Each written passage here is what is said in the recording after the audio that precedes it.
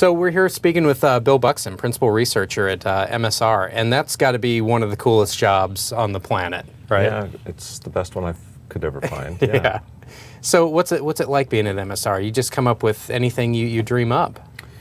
Well, kind of. You know, your marching orders are really to make a difference and do original work, and also to think far out. The reality is that all of these things that we're seeing today, the seeds of them were planted up to 20 years ago, and it's what I call the long nose of innovation. And in some sense, you could think of, if it takes 20 years to go from some invention to being a billion-dollar industry, yeah, MSR is the sort of front third of the nose.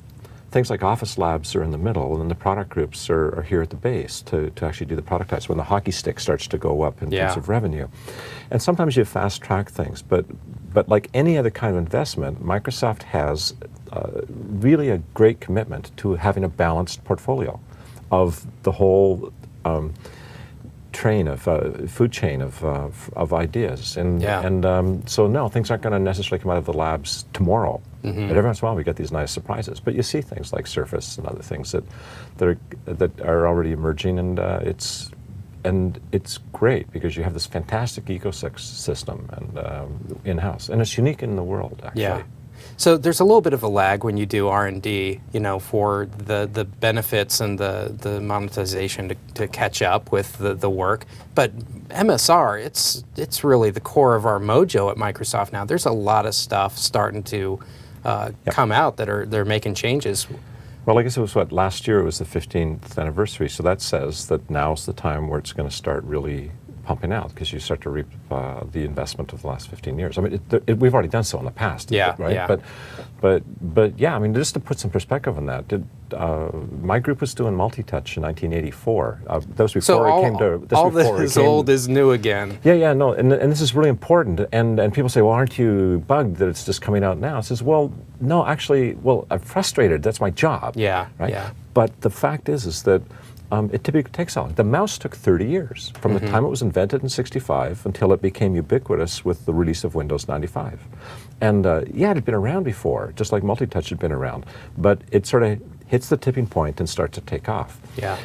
And so some of the stuff we do at MSR is not just technology and inventions and stuff like that, but it's actually looking at the process and trying to understand the ecosystem, and in particular, people and organizational structures. So there's sociologists and ethnographers and so on as well. Every part, again, of the ecosystem that creates this techno-impregnated world that we live in. And how do you tune it so you can actually optimize your ability to take advantage? And it seems like we're coming up to kind of a perfect storm of opportunities where we have high-resolution displays, we have good battery life, we've got processors that are catching up to the really hardcore software ideas that we've had in the past. So there's a good convergence of opportunity in both the hardware and the ideas that we've got now, right? No, I think that's largely correct. I look at it this way. It's sort of like, now that we can do anything, what should we do? Yeah. And how do you make a business of it? And you can make a business of it and be doing the right thing. And how do you look in the world today and actually do things that we're proud of? Not just that we're making money, but there's this thing. We have, the technologies that we're involved in at Microsoft are some of the most important cultural artifacts that are affecting how the world we live in evolves. I mean, obviously I'm not trying to make it overly grandiose or stuff like that. Yeah. But there's an opportunity, there's a privilege, but there's a responsibility, and there's also just the pleasure of being able to do it.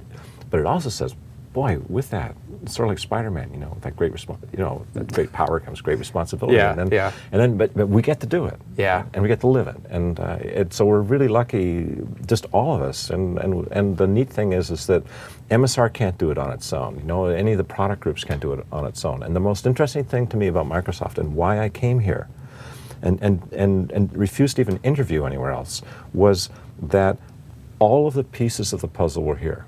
Now, they weren't necessarily all in line and stuff like that, but the potential in that, and there was the opportunity to actually come and help shape it. And what else could you ask for in your career? Yeah, definitely. And so, no, it's really exciting. So your background is in music. You have a degree in music. Yeah. What was the path from music to human-computer interaction? I guess it's kind of very similar. Well, I have a couple ways to say that. First of all, I started playing synthesizers very early. Yeah. And somebody, here's the honest answer. my stepbrother was a guy in computers, and this is in 1971. And he said, oh, you should go look at computers and stuff like that. I said, well, what do I want to do that for? Who cares? I've never seen a computer, you know. And then he said, well, I'll loan you my motorcycle. He had this BMW, you know, R69S motorcycle. And there's a computer system up north of where I was at university in Kingston, Ontario, up at Ottawa. It's about an hour's drive or so. And I've got a chance to go up there and use it, and said, you can use my motorcycle. So I did it just for the motorcycle. So I drove up there, and then I saw this thing. This is 1971. And this system had a color display. It had real music notation. It had a piano keyboard you could play on. It had real-time sounds. And what system was that? It was a research system that nobody's heard of. It had a mouse, for pity's sakes. Now, this is 1971. They'd had a mouse since 1969. Xerox PARC didn't get one until 74. Yeah. And so I went and I did a film soundtrack for the small documentary film, and I just, in over a week, and I just fell in love. And I said, holy, this is, and but it was about the motorcycle. And then I started to figure out, well, I don't want this just for in the studio. I want to start making performance instruments, because I was a performer. I loved it. I played rock and roll bands and jazz groups. And so this is where multi-touch from my side of the space came from, was that I wasn't trying to make some computer interface. I was making a drum. And I wanted to make something where you could hit and drag your hand across and just use the natural gestures. Now what it turns out is that musical performance was one of the best preparations to do what's now being called NUI and so on and so forth. Because I think there's no profession that has a longer history of expressing powerful ideas through a technological intermediary than music. Yeah. And so you also have to have that real-time feedback. Absolutely. The response. You look at somebody who picks up a beautiful guitar or instrument, and before they play a note, you can tell from the smile on their face and just how they caress it, the quality and the respect built into the instrument for that person's skills. And my sense is that's the notion, is that I want to build products at Microsoft where just by looking at them, by touching them, it's not the superficial gloss of, you know, styling, but from everything you have to do with it, you just say, wow, the person who built this they care about me. They have a respect for the interface, And so I'd like to pretend that I was in the musical terms, the luthier. It used to be the luthier was the French word for the lute builder, but has generally become the instrument builder. So I think about these things as the same care you would do into the most beautiful quality instruments. And they have to play well. They draw the best out of you. And they just fit, and they're just there, and you can just tell, and it's just great, and that's what drove me into this stuff, and then I got involved at some folks from Xerox PARC. Alan Kay came up, saw my stuff, and just said, "Wow, you know this stuff's kind of cool, and it's relevant to other things." So I went down to PARC for a while. They came up, and sort of things took a bit of a shift. And in '89, I stopped playing professionally and just said, I'd had a pretty successful career in music. So I said, what else is there? And I want to chase this. This captured my imagination. Yeah. So there's a word that's floating around Microsoft a lot more recently, NUI. And for people who haven't heard this before, explain, what is NUI to you? Well, so the first thing is that the term is called a natural user interface. That's what it comes from, this is the acronym. And, you know, the term has I have my... I flip back and forth about it. Well, no, it's just because, so you will find a superficial description of it. It's touch, it's gesture, it's voice. But that's not what it is. Those are really important components. But for me, what this is, and you can call it new user interface or whatever, but I'm happy with natural in the sense as long as we define what constitutes natural. Yeah. And the notion is that the biggest change of technology is not the hardware, software. Yes, things are faster, smaller, and cheaper, and there's more of them. The thing that's really changed, and is changing really rapidly now, is who is doing what, where, with whom, for how much, and how. How are they doing it? And so, if you think about it, the history of computation, the von Neumann architecture that makes up the processors hasn't changed that much. The graphical user interface, in many ways, hasn't changed that much since the 70s. If Van Winkle went to sleep back in 1984 and woke up now, they would be recognizable the same way our cars are recognizable, even though the technology has changed. But the real thing is that It went from people in lab coats in hermetically sealed buildings at computer centers, into computer rooms, into tethered things with time sharing, into PCs, but were still plugged in and anchored, into laptops, which were sort of portable desktop computers. And now, you know, is a GPS a computer? Is my avalanche beacon a computer? Is my mobile phone a computer? It's just, the forms are just diverse.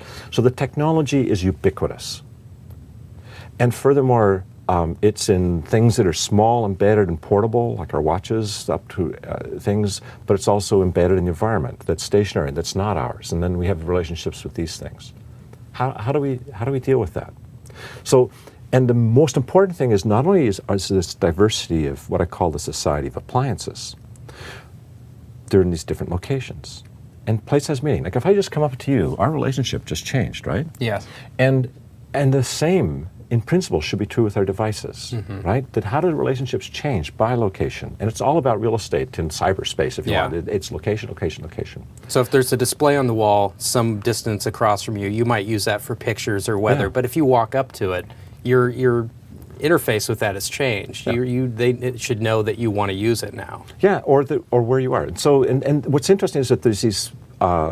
It's like in the earlier days, and there still are, these satellites, and it's called remote sensing, where they sense the ecosystem of the Earth and tell us about water, heat, forest fires, all this sort of stuff, pollution. The transducers that we have today are much closer. It's the same thing, though. It's what I call proximal sensing. It's a little bit like what the buzzwords are things like sensor networks and so on and so forth, and ambient intelligence. But the real thing is that the cameras, the microphones, and other things. So just if you think about this wall-sized display, think about something like Natal, which is being developed for video games, being that type of technology being there, so it knows how close I am, knows I'm approaching. When I'm away, I can gesture with my hand, so when I come up, it realizes I'm right there, and so it switches over to sense my touch. And also the fonts maybe get bigger as I get closer. Smaller as I get closer, bigger as I depart. And is there one person or two? And I'm not trying to make these things be like artificial intelligence and sort of stuff in the sense. I just want them to be consistent with my expectations. It should be smart enough, though, that it knows, well, Natal will know each user. So if I have a different eyesight, maybe my fonts are bigger at a distance than someone younger than me. Right. But what I need to say about this and all of this, and so our repertoire, we're just like painters. We can paint these technologies. We can paint different visions of the future. We should always use the word future in the plural because there's more than one possible future. Which one do we choose? And if we enumerate the others, then we can make maybe more intelligent choices. But the principal thing is voice, gesture, touch does not necessarily natural user interface make. And I'll give you one example. Let's take speech. Make something I can just talk to my computer, get everything happening. If you're driving a vehicle and you're using any digital device that is not 100%